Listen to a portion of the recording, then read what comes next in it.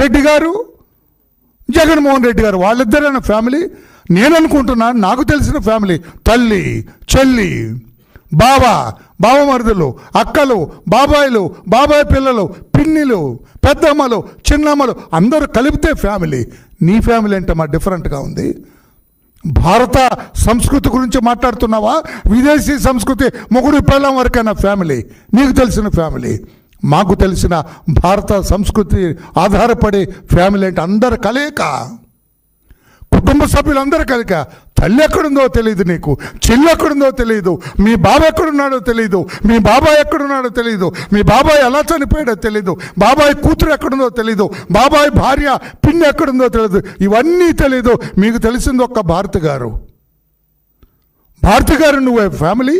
రోజమ్మా ఏం చెబుతావమ్మా? ఎందుకు అట్లా నోటుకు వచ్చినట్టుగా మాట్లాడతావమ్మా?